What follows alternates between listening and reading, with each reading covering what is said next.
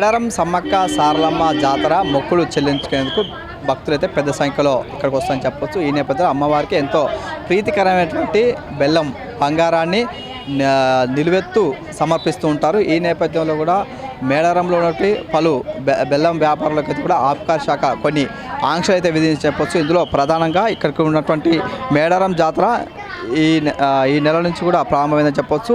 ముఖ్యంగా ఈ నెల 21 నుంచి 24 వరకు 4 రోజుల పాటు 1.5 మందికి పైగా భక్తులు వచ్చి అమ్మవారిని దర్శించుకుంటారు. ఈ నేపథ్యంలో వచ్చేటువంటి భక్తులు అమ్మవారికి ఎంతో ప్రీతికరమైనటువంటి చీర సారెతో పాటు బెల్లం బంగారాన్ని కూడా సమర్పిస్తుంటారు. ఈ నేపథ్యంలో తమ కోరికలు నెరవేర్చినటువంటి అమ్మవారికి ఎంతో ప్రీతికరమైనటువంటి బెల్లాన్ని సమర్పిస్తారు. అంటే ఈ నేపథ్యంలో కూడా ఆబ్కారీ శాఖ మాత్రం కొన్ని ఆంక్షలు అయితే విధించి చెప్పొచ్చు. ఇందులో ప్రధానంగా ఇక్కడ ఉన్నటువంటి బెల్లం వ్యాపారులకైతే కూడా కొన్ని ఆంక్షలు అయితే విధించింది. ఎందుకంటే కూడా ఈ బెల్లంతో పాటు ఇక్కడ ఉన్నటువంటి అక్రమంగా ఇతరగా గుడుంబా తయారీకి అదేవిధంగా ఇతర దీని చాటున కూడా తరలింపు చేస్తున్న నేపథ్యంలో కూడా ఆబ్కారీ శాఖ కొన్ని ఆంక్షలు అయితే విధించి చెప్పొచ్చు. ఈ నేపథ్యంలో ప్రస్తుతానికైతే బెల్లం వ్యాపారులు ఉన్నారు. మీరు చెప్పండి, ప్రధానంగా ఆబ్కారీ శాఖ మీకు ఎలాంటి ఆంక్షలు విధించింది?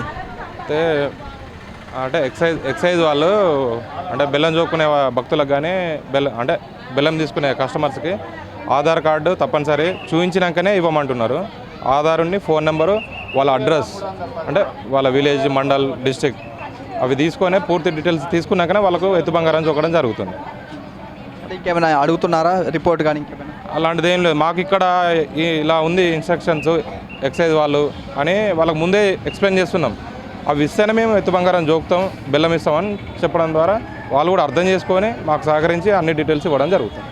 అడిగినంత బెల్లం ఇస్తున్నారా లేకపోతే ఇంకేమైనా తక్కువ ఏమైనా అట్లాంటి ఆంక్షలు ఉన్నాయా? మెయిన్గా ఏంటంటే ఎత్తు బంగారం అంటేనే ఇప్పుడు మనం ఎన్ని కిలోలు ఉంటే అన్ని కిలోలు జోకోవాల్సిందే. సగం అయితే ఎవరు పెట్టరు కదా. వాళ్ళు ఎంత వెయిట్ ఉంటే అంత వెయిట్ వరకు మేము జోకిస్తున్నాం అంతే. ఒకవేళ అంటే జాతరకు వచ్చిన భక్తులు ఆధార్ కార్డు తీసుకురాకపోతే వాళ్ళ పరిస్థితి ఏంది? మరి ఆధార్ కార్డు తీసుకురాకపోతే ఇప్పుడు ఫోన్లన్నా ఉంటాయి కదా, కనీసం జిరాక్స్ అన్నా లేకపోతే ఆధార్ కార్డు నెంబర్ ఇట్లా చూపించినా కూడా పలానా ఈయన కరెక్టే ఆధార్ కార్డు అని వెరిఫై చేసుకున్నాకనే ఇవ్వడం జరుగుతుంది. అంటే ఇంకేమైనా ఆంక్షలు విధించారా దీనిపై కూడా? ఏమైనా ఏం ఆంక్షలు విధించలేదు. FCI వాళ్ళు ఉన్నాయి, ఫుడ్ కార్పొరేషన్ వాళ్ళు కొద్దిగా మాకు ఒక 1 అవర్ 2 అవర్స్ ట్రైనింగ్ ఇచ్చారు. ఏంటంటే బెల్లం ఎలా ఉండాలి, ఎట్లాంటిది టేస్ట్ అంటే ఇది ఒరిజినలా కాదా అనే దాని మీద కొద్దిగా అంటే మీటింగ్ పెట్టారు. మాకు కొద్దిగా ఈగలు ఆలకుండా నీట్గా ఉండాలి అది అని కూడా చెప్పారు అంతే.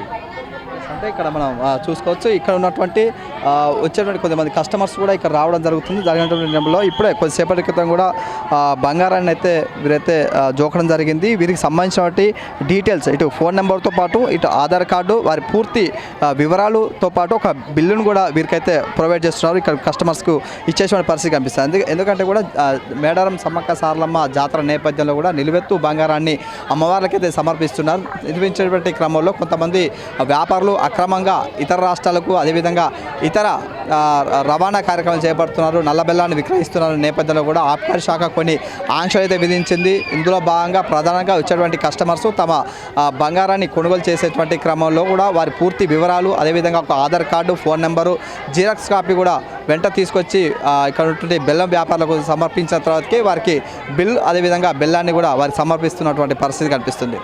కెమెరామెన్ వేణుతో శ్రీకాంత్, జీతల్ న్యూస్, మేడారం.